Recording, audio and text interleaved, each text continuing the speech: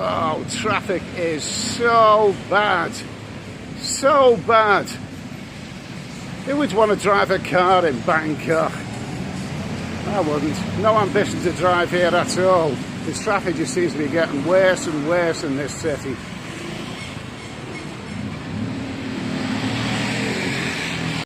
Good old 7-Elevens, a stalwart of Thailand. You're never very far from one.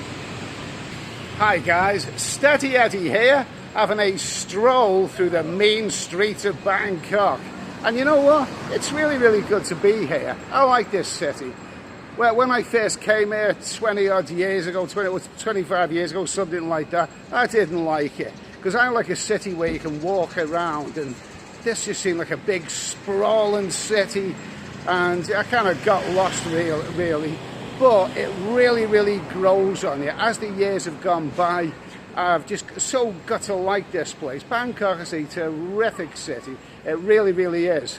Now, the last time I was here was over a year ago, and that was a kind of a lost weekend, that one, because I picked up I ate the wrong thing in Phuket, got on a plane here, and then, I had food poisoning, sickness. For the whole of the weekend I was in Bangkok, so not good. So anyway, this weekend I'm feeling fine, feeling just fine. So I just want to report on a few things that I've noticed during the last couple of days of being here in Bangkok. Some subtle changes, or maybe not so subtle, okay? So let's talk about a couple of things that I've noticed.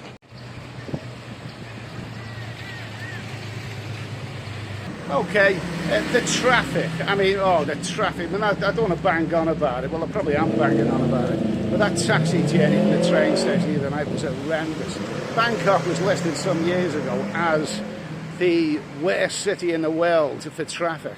And, I seen that the other night. I would have no ambition to drive a car in this city. And I can only repeat what I said.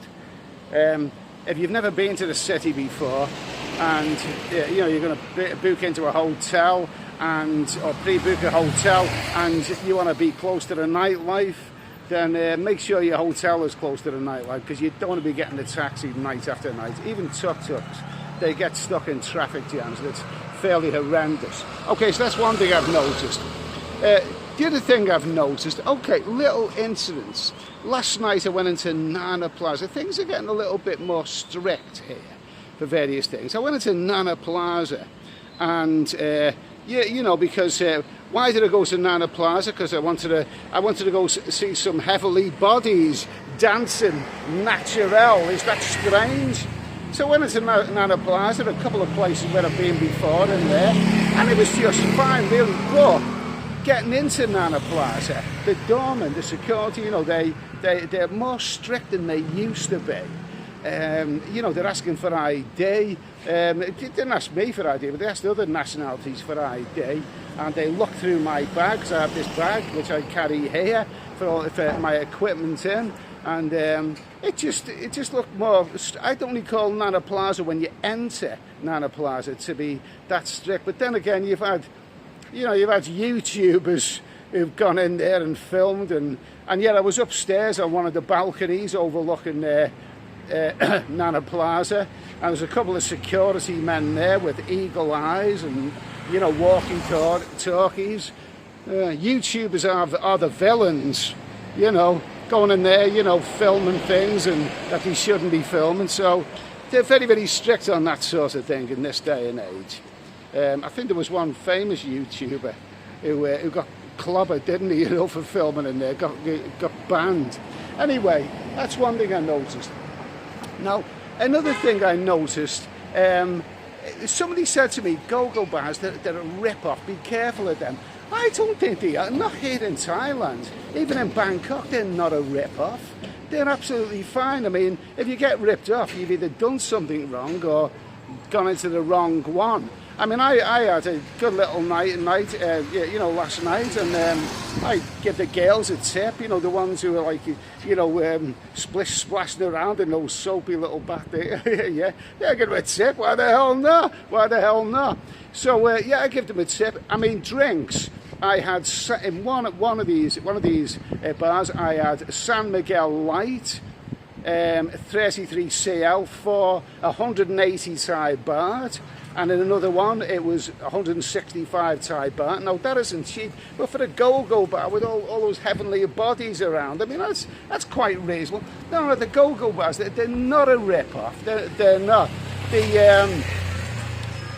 Geez, if you want to be ripped off, go to some of those Eastern European places, or even Soho in London. But no, these ones are okay. I've never had a problem with them. So don't let anyone tell you that they're a rip-off. They're just fine. Other things that I've noticed. Well, I did notice something that I've never come across before in Thailand, in Bangkok or anywhere in Thailand. Okay. So I was in a well-known bar, you know, in Sukhumvit area, a very well-known bar, which I'm not going to name, but they were serving very reasonably priced beer. You know, happy hour. You can still get a decent pint. Talk about that in a minute. But I went into this bar and, you know, I thought, well, that's a reasonably priced pint of Tiger, so I'll have a pint of that and I'll probably have another one and I'll have something to eat here. And I said to the waiters, I said, do you have Wi-Fi? She said, yeah, okay, because I don't always have data on my phone. She said, yeah, I've got Wi-Fi. So she took hold of my smartphone and, you know, inputted the Wi-Fi and then showed me the screen. And what did it say there? It said, we want your full name, Christian name and surname, we want your date of birth, and we want your email address before you can log into Wi-Fi. And I thought, what the hell? What? I've never come across that. Now, I mentioned this to people on Facebook and other platforms, and they said, well, that's quite common in airports and that sort of stuff. Yeah, this isn't an airport. This was a bar in Bangkok. I mean, I don't like that when things become, you know, more red tape and more official. And I mean, Wi-Fi is wonderful. I mean, usually, you know, you can just ask the waiters in any bar and they'll say, yeah, fine, not a problem. But in that one, is that the way things are going? Are things going to go down that road? I always get suspicious when anyone asks me for my date of birth or anything like that. I mean, so I've never, you might have, but I've never ever come across that before in any bar in Thailand or Cambodia or Laos or these countries. So I hope it's not going to go that way.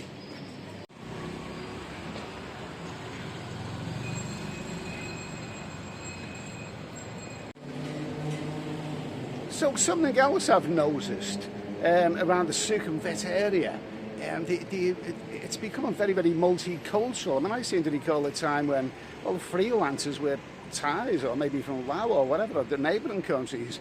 But there's an awful lot of African girls around now, and Muslim women. I mean, the African girls, they're good-looking girls, you know, they're good-looking girls.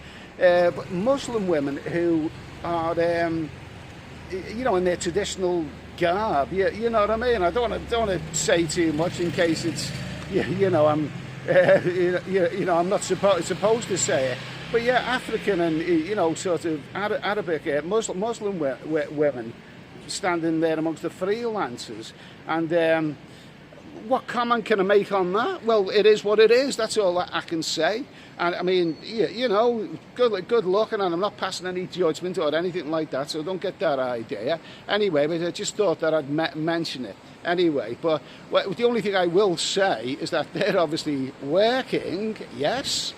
And you keep hearing that Thailand is clamping down on foreigners working without a work permit, okay? So do they have a work permit? Okay. All right, I've said enough on that one. I'm not going to say any more on that one.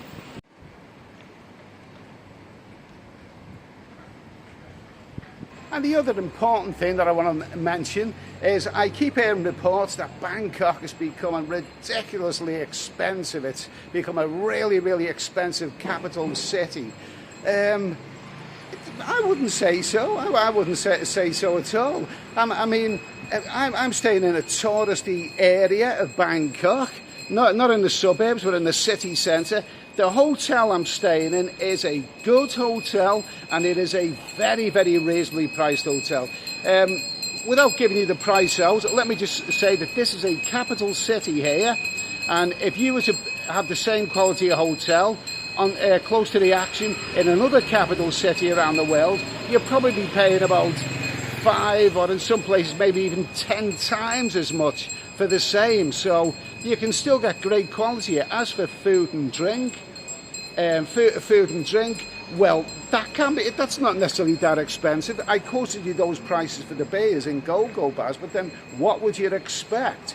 Now, if you want a meal here, a nice meal, and you know, a couple of beers with it, you can get it very, very reasonable, really in the heart of the action. It's all up to you, really.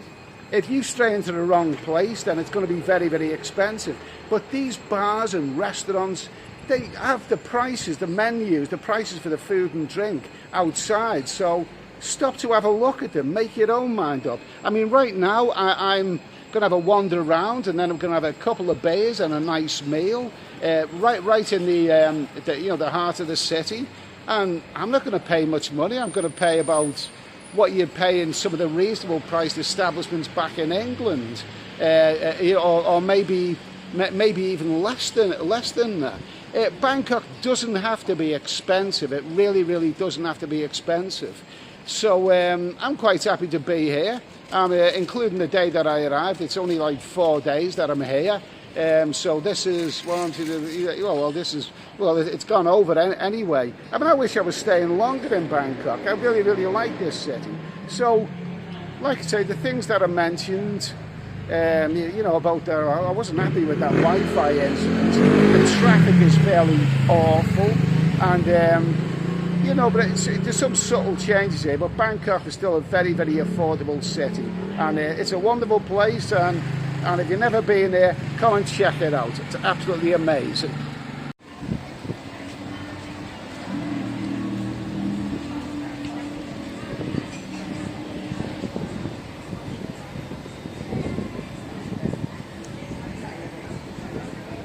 Okay, so I've had a nice relaxing weekend in Bangkok. Just nice to be here. Really, I wish I was here longer so I could do a few more things. But at least I can show you some of the price of food and drinks. And don't forget, this is the main touristy area. Happy hour, there up to 7 p.m. Singer, pints of beer and bottles, very, very reasonable. Bottles of beer there for 95 baht. It depends what time of day you drink or what you drink, really.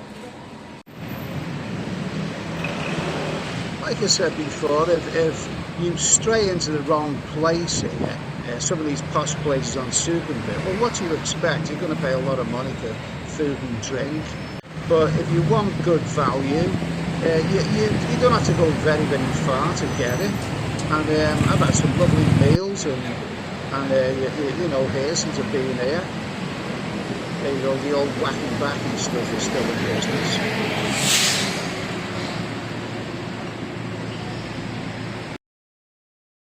So here, this is the Stumble Inn, and I had a lovely meal here.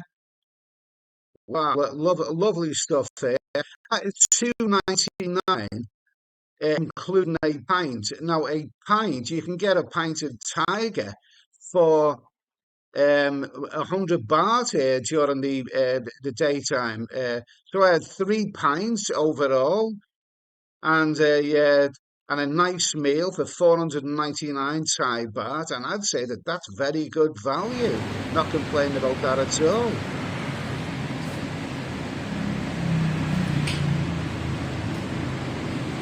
And here is another very, very good establishment, Fitzgerald on Soi 4. A pint of San Miguel Light for 119 Thai baht, very good. And this is a lovely Sunday roast. This is pork, 350 Thai baht, which includes a soft drink. And, I'd say that that's very, very reasonable. No problem with that at all. Okay, well, I hope you've enjoyed this video.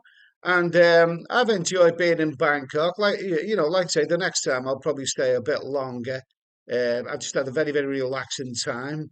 And of course, the nightlife here is still terrific. So thanks for watching. Have a great day, a great evening, or whatever you're doing.